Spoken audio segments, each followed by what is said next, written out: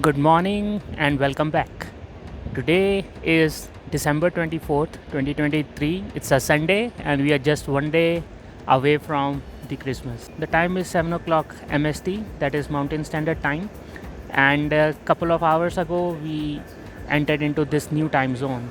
And currently, we are in the city of Denver, Colorado. So, Denver is the capital city of Colorado and it has a population of about 700,000 people.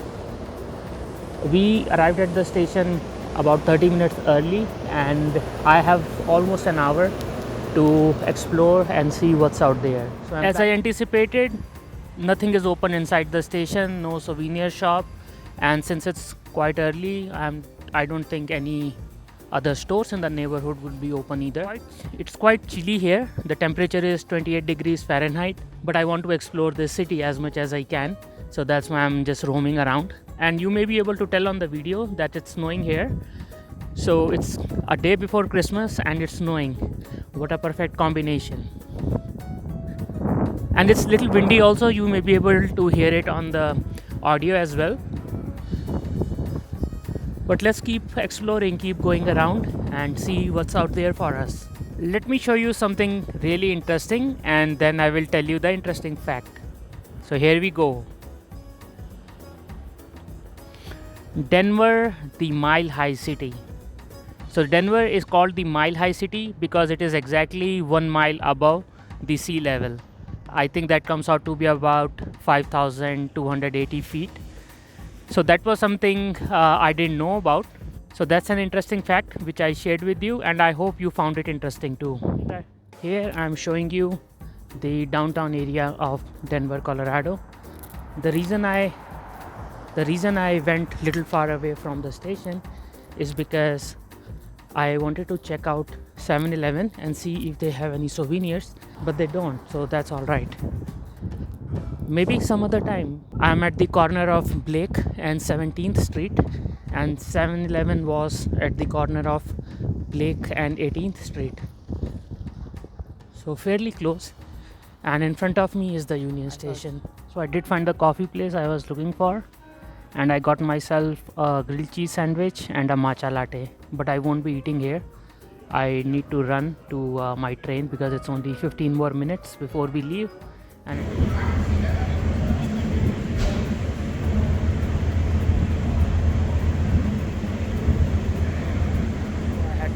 I had to run a little bit to make it to the train, but I did made it 10 minutes before the departure. We are still in the station. May take another few more minutes before we leave. And that's matcha tea latte and grilled cheese sandwich on a sourdough bread. So the car I'm sitting in, that's the observation car, and there are seats on the other sides as well. All right, it's 8:05 a.m. and we just departed the city of Denver, Colorado. We will still be in Colorado, I think, until 5 o'clock in the evening. So yeah, this would be like a long journey through the state. We have been gaining elevation since we left Denver, which is quite amazing, for such a long train, such a heavy piece of machinery to be climbing up to. Moreover, we have been climbing slow. Our average speed is only about 30 miles an hour. But the scenery is beautiful and it is great that we are climbing slow. That way we can soak in the beauty of nature all around us. It's like traveling in a winter wonderland. It's so amazing to be here, and I'm so thrilled and so glad that I did this journey in winters. Even though the daylight hours are fewer, but what I'm seeing around me, all this snow, it makes up for that. And I know people take train rides in northern hemisphere in many places, such as in Europe as well as in Canada and in the US, and I'm getting the similar experience right here in Colorado. So that's fun. That's so much fun. Another thing is that we do not have internet at most of the places, so it's great to have a digital detox, once in a while. And I have been enjoying it. I'm not distracted and I'm capturing all the pictures and all the videos of this natural wonder and gladly sharing it with you all. All right, we are about to enter the world famous Moffat Tunnel. and we are at an elevation of 9,239 feet, and that's the highest elevation that any Amtrak train could go. And this tunnel is so famous because it's 6.2 miles long and it will take us 10 minutes to go through this. The construction started in the year 1923 and it took about 2.3 million pounds of dynamite to dug through the rocks. And the tunnel officially opened in the year 1928. So we are going through a piece of history, so let's enjoy. While we go through the tunnel, it is not allowed for the people to move between the cars, so I'm staying put. And here we go, here we enter the tunnel.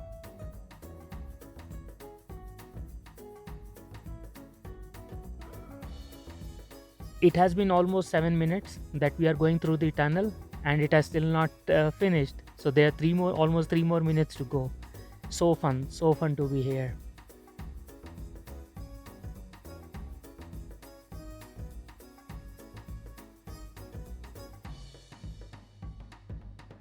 Alright people, we have a fresh air break here at Winter Fraser Park. It's a popular destination for people who come here for the skiing. This is my first snow of the year. I don't remember when was the last time I stepped in so much of snow, because in New York City we haven't had snowstorm in at least 2 years. So it's fun to be here, even though it's quite cold, but it's not chilly. But it's fun to be here. We can't spend too much time because the stop is only for a few minutes. So let's enjoy the scenery while we are here. Since I don't know when will we have so much of snow in New York City, let me hold some of it. Alright, time to board.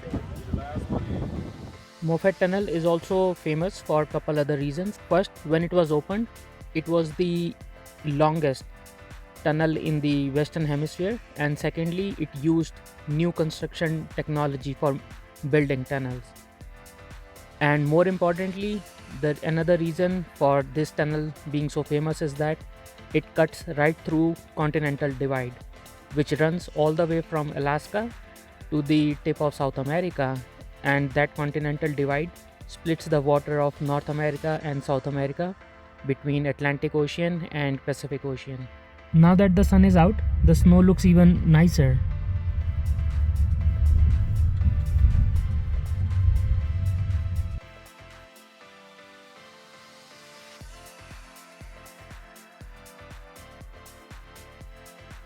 We have started climbing down, and right now we are in Hot Springs, Colorado at an elevation of 7,600 feet.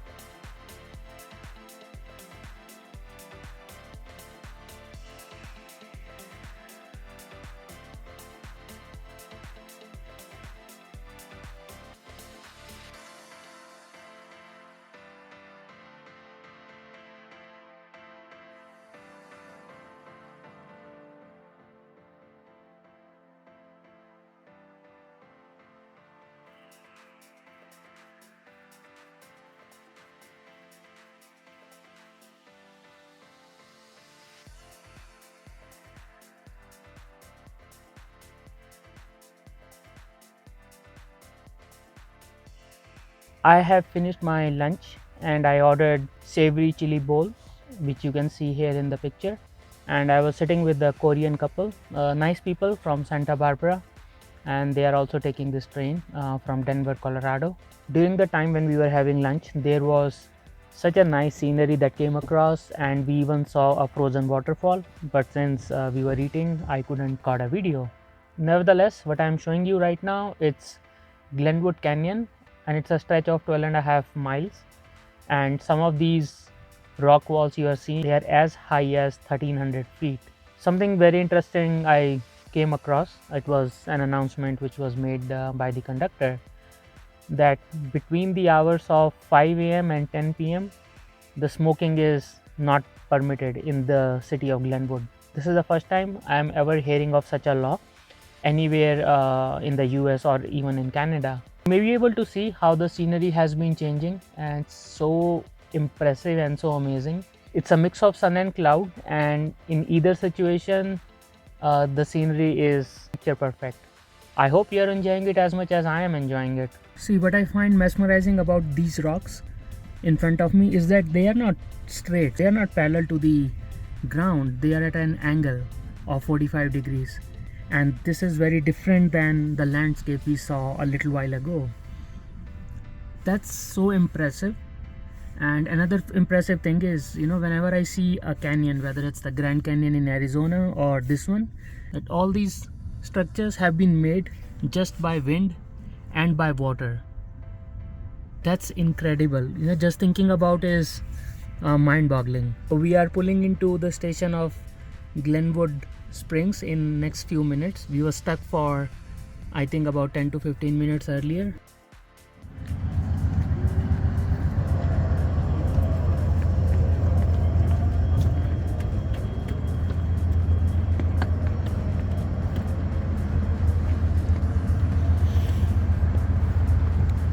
This seems like a nice town, but I do not have enough time to explore it, so I can only do the best, that is show you from as close as possible to the train.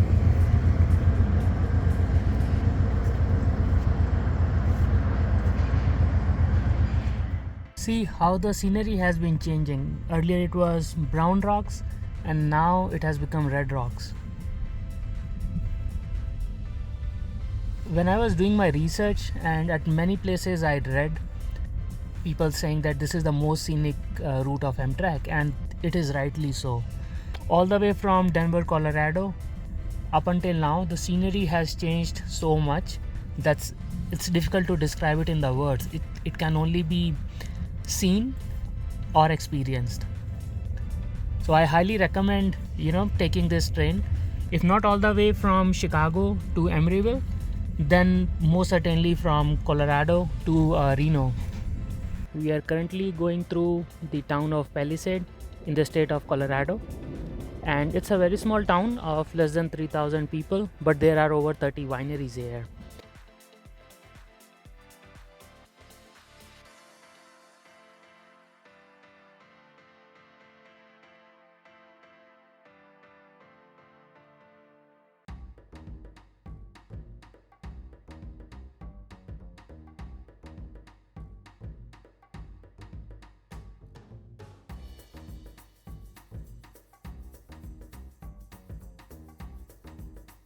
We have entered the state of Utah and it's almost 5 o'clock in the evening, still on the Mountain Standard Time. My dinner reservation is for 6 p.m. and the next big stop we would have will be in Salt Lake City in Utah, and that would be around 11 o'clock. Similar to last night that I wanted to get off in Omaha, I do want to get off in Salt Lake City as well. Not for any particular reason, but because it's a major city. Welcome back and a very good evening. It's almost 7 p.m. and I'm back from my dinner, and my dinner was this and this. Skewers, same as last night, and a vegetarian burger with no bun. And again, no desserts for me even tonight. So in this entire train journey beginning from New York, I have not had a single dessert. But I am having a coffee because I have to stay awake to get down at Salt Lake City at 11 o'clock at night. So this is my last night on this train journey that began in New York on Thursday, December 21st, 2023. It's too dark outside to show you anything, but you have seen today's video. It was mesmerizing, as I have said it multiple times during the day. Totally worth it. So tomorrow morning around 8:30 I will get down at Reno, spend a night there, and then finish the last leg of my journey on Tuesday, December 26th from Reno to Emeryville. Yeah, one nice thing happened. So while I was finishing my dinner and I was about to come back, our server, her name is Jennifer, she served me 3 meals, so dinner yesterday and tonight, and as well as the lunch today. So I thanked her for her service, and she she kind of got emotional and she hugged me, right? So that was a very nice gesture from her. If anyone in Amtrak ever comes across this video, I do want to thank Jennifer especially, and as well as the entire staff that served us, not only on Zephyr but also on Lakeshore Limited. The staff was really nice and really accommodating, so thumbs up to Amtrak for having such a nice staff here. On that note, I would like to take a pause, finish my coffee, and once we reach Salt Lake City around 11 o'clock, then I will join you again. Good evening. It's almost 11 o'clock Mountain Standard Time. So this city is the capital of the state of Utah, and it has a population of about 700,000 people. So this city is primarily known for its tourism industry, primarily for skiing. There isn't much for me to share about this place, and I wanted to go to the station, and but the conductor said, there is nothing. It's just like a trailer, so it's not even a proper building, and I don't see the point in making such a long trip. Before I sign off, let me show you the two engines that are pulling us from Chicago. You have already seen them earlier during the day in the video as we were crossing through the Rockies, but I wanted to give you another look from here. It's quite noisy in the front, so that's why I'm not going. And that's the station building the train conductor was talking about. So it's like really basic, and it's not worth going in there. So let's call it a night finally, and I will see you tomorrow morning when it is the day of Christmas. Have a good night and Merry Christmas in advance. Good morning and welcome back. Today is Monday, December 25th, 2023. First of all, Merry Christmas. So I hope you enjoy the festive season and the holidays with your family, friends and loved ones. So we are currently going through the state of Nevada, and the time currently is 7:30 a.m. I was up around 5 o'clock in the morning, so I got ready, had my breakfast. That is this continental breakfast with grits. What you are seeing right now is the Nevada desert, and this is my second time in Nevada. A couple of years ago I visited Las Vegas with my parents. You can see the coverage of that trip on my channel under the playlists.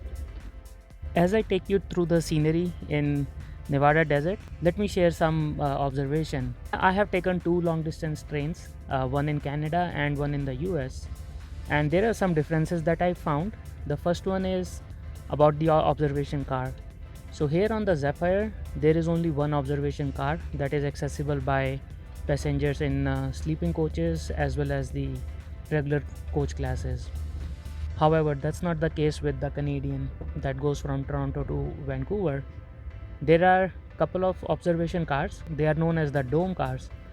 So economy class passengers have their own, and the people in sleeping coach or in the prestige class, they have their own, and you cannot access a dome car other than the class you are sitting in. So that's one difference I found. Another difference I noticed is that on the Canadian, if you want to access different coaches, you can do it from the lower level itself. But here on the Zephyr, you cannot do it at the lower level. You have to go upstairs and then move across to the other coaches. And the third difference is that on the Canadian, the coaches are vintage, but here on the Zephyr, the coaches are relatively more modern. In terms of similarities, both the trains have gotten delayed at various points, but they always somehow makes up for the time. The food was also good in both of my journeys, and lastly, the staff that I met, they were very considerate, accommodating and helpful. So I'm not trying to say if one is better than the other. I'm just pointing out the differences and similarities I noticed. Both of the trains go through some very scenic places, and if you could, I certainly recommend taking both of the journeys and have the opportunity of cross-country travel in both the US as well as Canada.